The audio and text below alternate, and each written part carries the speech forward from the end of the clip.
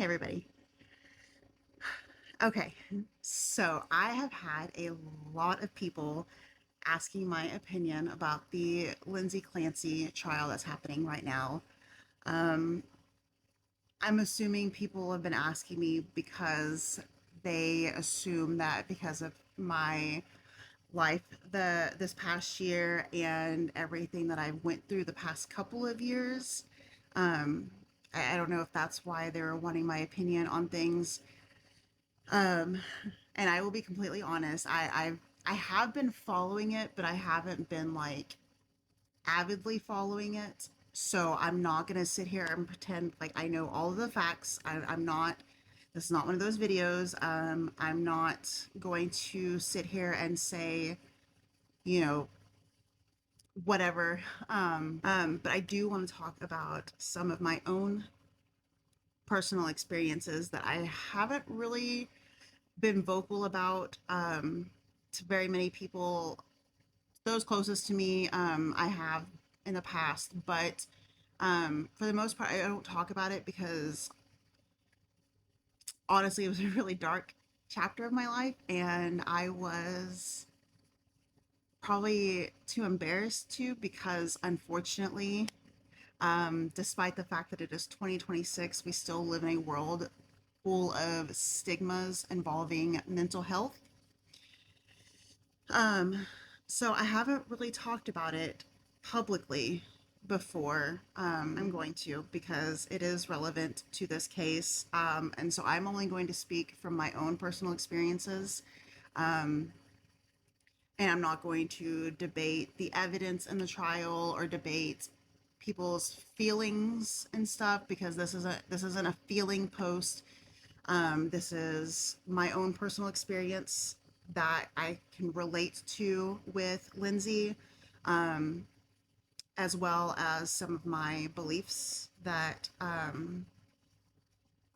wanted to share that I feel are relevant. So, first of all, I was very fortunate in both situations that I can relate to with Lindsay, um, in the sense that I had support in those moments that I needed it, and she was failed. I do firmly believe that, um, regardless of whether she physically did it or not, um, the the the evidence all does show that she actively asked for help. With both of my boys, more so with my youngest, I did suffer a little bit from postpartum depression. Um, Fortunately, it was not to any severe degree at the time. So I got really lucky that I had support. I was able to vocalize to my husband.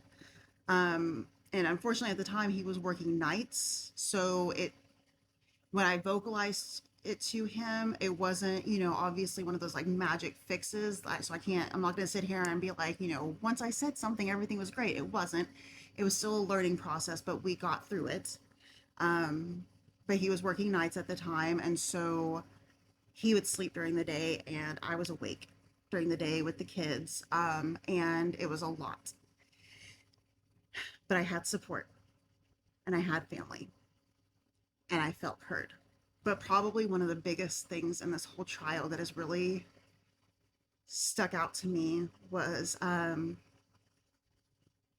mental state. Her mental state. She was in a psychosis state of mind, whether it was medication induced, whether it was due to her postpartum depression, her feelings of neglect and isolation due to her husband, um, combination of all of the above.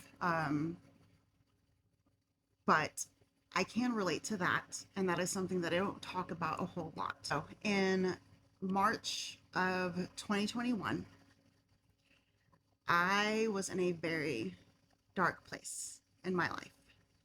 Um, During COVID, we stayed home because Cosmo has severe asthma.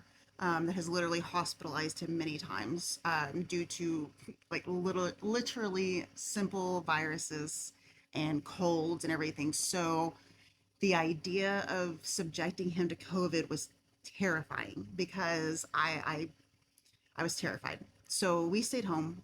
We were very fortunate enough to be able to stay home. Um, and in the beginning, it was fun and it was great. Many of you, I'm sure, remember the beginning of COVID when a lot of people were doing, the fun viral trends and everything and stuff to try to make the most of it and stuff. Um, but by March 2021, I was over it. I was over the isolation. I was over not being able to live a normal life. And unfortunately, we still lived in a very big world full of fear of COVID. Um, Around that time, I had lost a very close family member. They weren't blood family. They weren't even blood family to my husband, but he was basically an uncle to my husband. And by proxy, ended up becoming an uncle to me. And we actually got really close. And he ended up living with us, and I helped take care of his dogs and stuff. He was constantly spoiling me and Cosmo. Cosmo was his little buddy, and he knew how much I loved Wonder Woman. There's some of you that are new to my channel that don't realize that, like, for the most part, I used to go by Wonder Woman because that was my gamer tag. Because I love Wonder Woman. I collect all things Wonder Woman. Um, and he knew that.